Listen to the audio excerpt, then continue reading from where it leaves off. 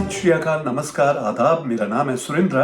Canada Punjabi media के show कौन बनेगा टोरंटो का अगला मेयर, और इस सीरीज में हम बात कर रहे हैं आपसे लगातार। हर एपिसोड में आपको एक कैंडिडेट से मिला रहे हैं, और ये उन 7 कैंडिडेट्स में से एक कैंडिडेट को हम मिलाते हैं, वो 7 कैंडिडेट्स जो ओपिनियन पोल्स में लीड कर रहे हैं। तो आज के एपिसोड में हम बात कर रहे हैं जोश मैटलो की। जोश मैटलो, जी हाँ, वही जोशीले जवान हैं। 1975 में इनका जन्म हुआ। बहुत एक्टिव हैं। एक करियर वाइज एक एक्टर रहे, डायरेक्शन भी दिया फिल्म को, और एज ए कॉमेडियन भी परफॉर्म करते रहे फंक्शंस वगैरह में। और टोरंटो सन के लिए लिखते भी रहे, तो कॉलम भी लिखते रहे हैं न्यूज़पेपर में, और उसके अलावा रेडियो पर टॉक शोज भी करते रहे। तो कुल मिला के बहुत जबरदस्त परफॉर्मर हैं, और पॉलिटिक्स में भी बहुत जल्दी एंटर कर गए। जब 26 साल की उम्र थी तभी उन्हें मौका मिला ओंटारियो असेंबली के लिए।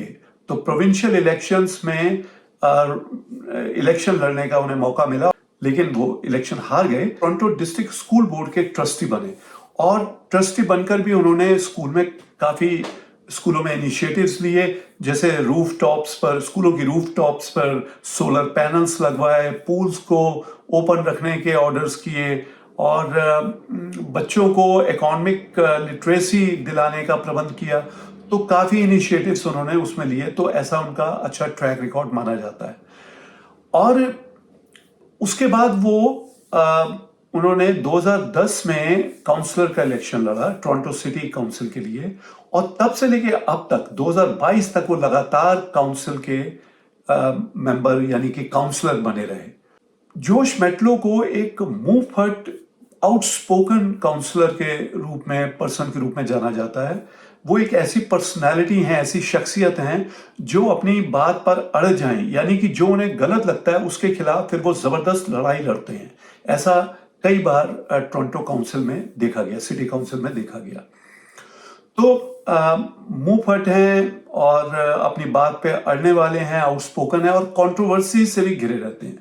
तो कई बार उनके ब्यूरोक्रेट्स के साथ कंट्रोवर्सीज हुई। तो जैसे एक एग्जांपल ये है कि टोरंटो सिटी काउंसिल ने एक प्लान पास किया कि स्कारबरो की जो LRT है, लाइट रेल ट्रांजिट है, उसको खत्म करके सबवे एक्सटेंड कर दी जाएगी। टोरंटो की सबवे वहां तक एक्सटेंड कर दी जाएगी। तो उन्हें ये ठीक नहीं लगा, क्योंकि वो ये कहते थे कि LRT जो है वो काफी प्रैक्टिकल है, सरफेस के ऊपर होती है, और लोगों को उसके स्टेशंस का बड़ा इजीली पता होता है। लोगों को पता लग जाता है कहाँ से जाना है, और लोग उसे काफी यूज करते हैं। पर सबवे को कैसे लोग यूज करेंगे, कहाँ का सबवे के स्टेशन जाएंगे, और इसके लिए उन्होंने एक इंक्वायरी करवाई, और उसमें उन्होंने रिपोर्ट मांगी कि बताइए कि क्या इस सबवे के जो एडवांटेजेस हैं, और सबवे कहाँ जाएगी, कितने लोग आएंगे, इस सब का कोई सर्वे हुआ। तो जो टोरंटो के सिटी मैनेजर थे उन्होंने बताया कि ऐसा कोई खास ऐसे सर्वे नहीं हुए। तो उन्होंने इल्जाम लगाया कि देखिए, इतना बड़ा प्लान जिसमें बहुत जबरदस्त खर्चा होना है, और उसके लिए कोई ऐसे प्रॉपर सर्वे नहीं करवाए गए। तो ये उनका तरीका है।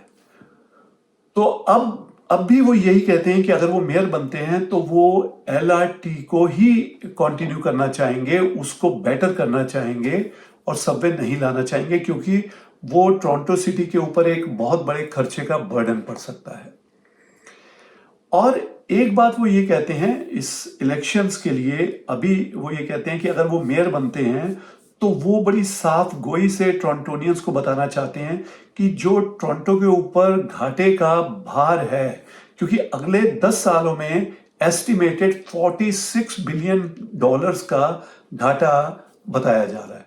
तो ये कहते हैं कि टैक्सेस तो थोड़े लगाने ही पड़ेंगे, लेकिन तरीके से वो लगाएंगे। तो वो उन्होंने एस्टिमेट दिया है कि तकरीबन $67 पर हाउस होल्ड का प्रॉपर्टी टैक्स वो लगाना चाहेंगे, ऐसा उन्होंने बताया है।